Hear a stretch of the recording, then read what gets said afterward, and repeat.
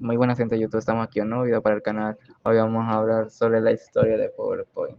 Este video solamente se va a tratar cómo se creó, la vida del fundador y cómo se evolucionó. Introducción. La revolución silenciosa de las ideas. Cada día, millones de personas en el mundo abren PowerPoint para mostrar una presentación. Lo usan estudiantes, profesores, científicos, políticos, médicos, artistas, ejecutivos y comunicadores. Vemos en conferencias, clases, reuniones y hasta en ceremonias. PowerPoint no es simplemente un programa informático, es una forma de pensar y de comunicar. Han moldeado como organismos la información, cómo visualizamos conceptos y cómo compartimos conocimiento. Pero detrás de esta herramienta universal hubo al principio un equipo de miles de programadores, sino una solamente creativa y reflexiva, la de Robert Gaskins, un hombre que no era ingeniero de carrera, sino filósofo, músico y pensador, y que imaginó algo que nadie antes había considerado usar, una computadora no para calcular, sino para contar historias visuales. Su historia es la de un visionario que unió el arte, el lenguaje, la ciencia y la tecnología en una sola idea, una idea que cambiaría la forma de representar y entender el conocimiento humano. Los orígenes, infancia y formación de un pensador curioso. Robert Gaskin nació en Oklahoma, Estados Unidos de América, en 1943, en una época en la que el mundo se reconstruía tras la Segunda Guerra Mundial. Su familia no era rica, pero valoraba la educación y el esfuerzo intelectual. Desde niño mostró un talento especial para el razonamiento abstracto y la observación. Creció rodeado de libros y música. Mientras otros niños soñaban con ser pilotos o atletas, él se fascinaba por el lenguaje, la lógica y los sistemas. Le gustaban tanto las palabras como los mecanismos. Podía pasar horas escribiendo poemas o desmontando aparatos eléctricos. En la escuela fue un estudiante destacado. No era el típico niño que solo memorizaba, le gustaba entender por qué las cosas eran como eran. Tenía una mente inquieta, analítica y creativa. Durante su adolescencia se interesó por la filosofía y la semiótica, el estudio de los signos y los significados. Se preguntaba cómo las personas transforman los pensamientos en palabras y las palabras en ideas que otros pueden comprender. Esa obsesión por la comunicación y el entendimiento humano sería la semilla de su futuro invento. Etapa universitaria. Entre la literatura,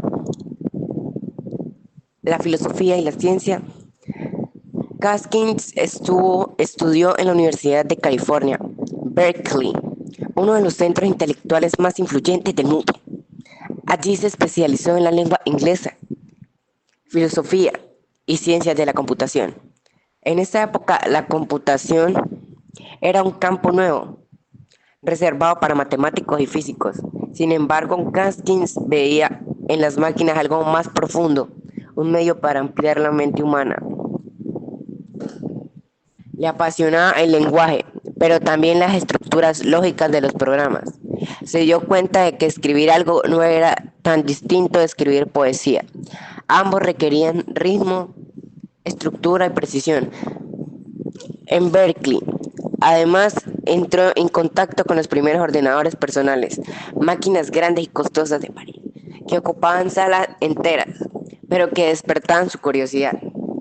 También se interesó por la inteligencia artificial temprana, la lingüística computacional y los sistemas de representación del conocimiento.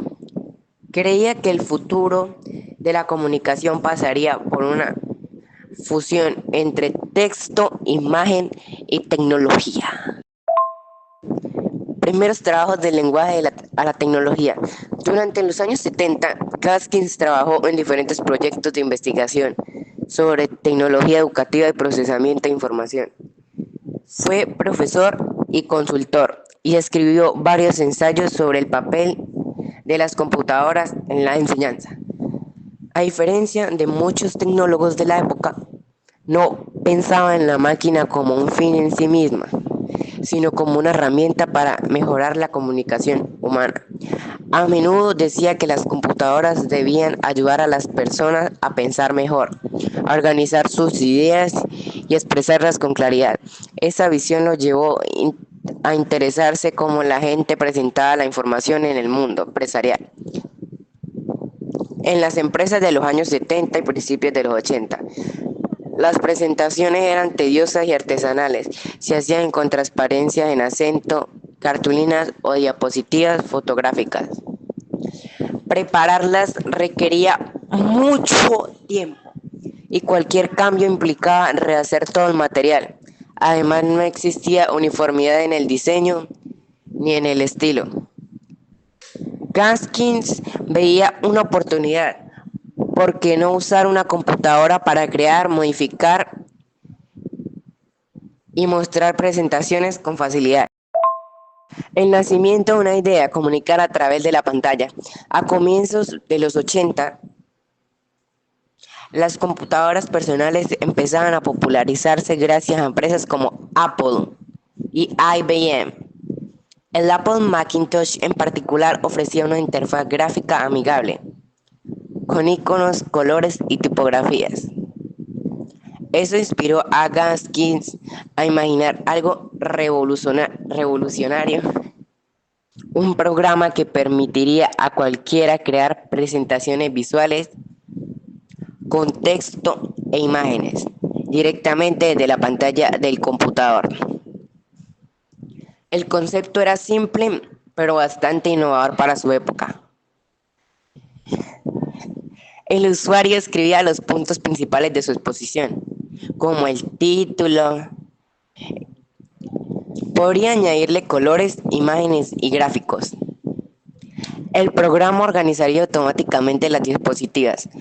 Luego se proyectarían directamente de las computadoras o se imprimirían. Así una tarea que antes tomaba días o bastantes horas, en esencia se volvía más fácil y creaba un nuevo efecto visual y una facilidad para la comunicación y recepción. La creación de FurryTalk Inc. y el trabajo con Dennis Austin. En 1983, Robert Gaskins se unió a una pequeña empresa de software, SmartTalk Inc., fundada por Thomas Rudkin. La compañía tenía una visión clara: desarrollar programas para el nuevo mundo de las computadoras personales, lo cual sería una nueva innovación para esa época. Allí conoció a Dennis Austin, un ingeniero brillante especializado en interfaces gráficas. Juntos formaron un equipo perfecto. Gaskins aportaba la visión conceptual y el sentido de comunicación. Austin aportaba la técnica y el código. Gaskins escribió un extenso documento de diseño, más de 100 hojas, donde detallaba cómo debía funcionar el programa, desde el tipo de letra hasta la lógica de navegación. Entre diapositivas le puso nombre de Presenter, pero más tarde, al descubrir que ese nombre ya estaba registrado, lo cambió a uno más fuerte y comercial: PowerPoint, que literalmente significaba punto poderoso. El lanzamiento de PowerPoint 1.0, 1987. Tras 3 años de desarrollo, en abril de 1987 nació PowerPoint 1.0, diseñado exclusivamente para computadoras Macintosh. Esta primera versión permitía crear diapositivas con textos, gráficos simples, diagramas y colores limitados. Aunque hoy parece básico, en este momento fue una auténtica revolución.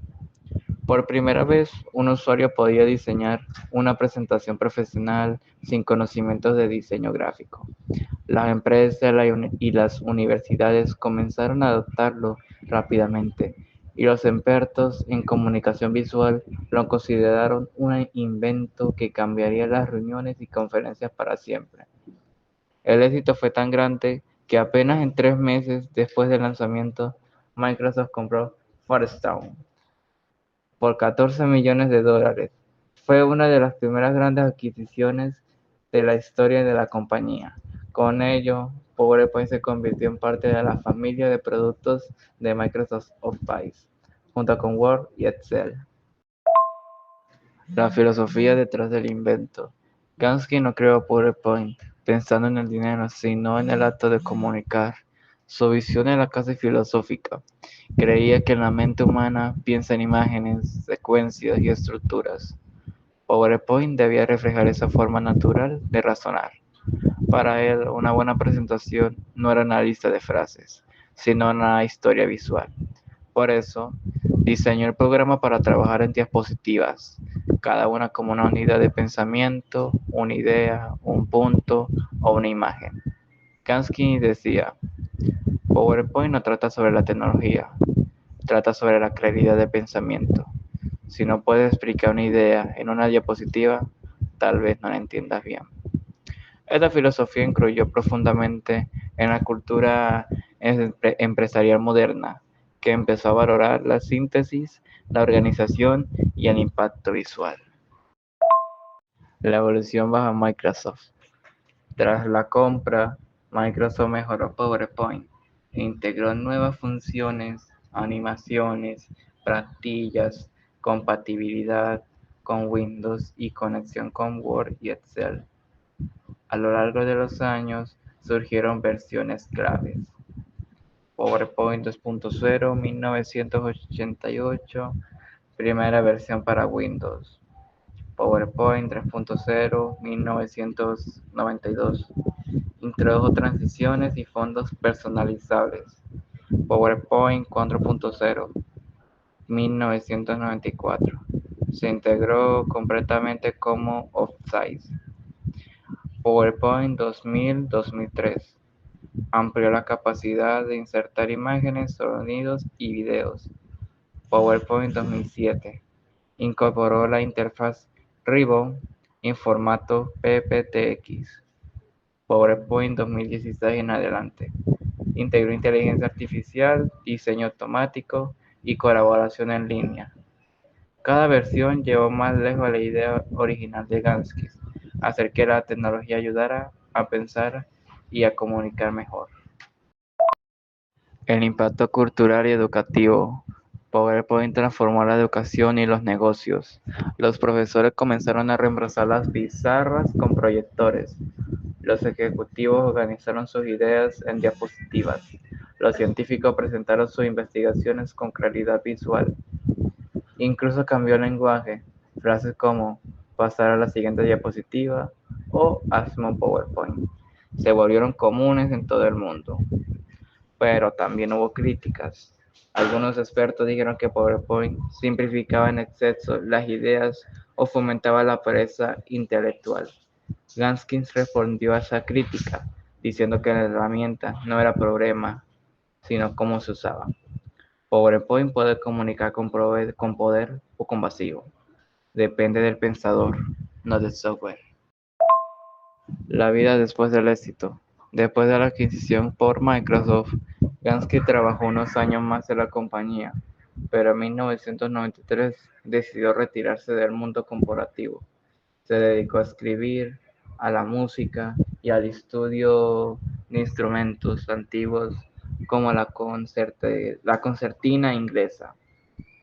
Publicó varios libros y artículos sobre historia de la música, comunicación y tecnología.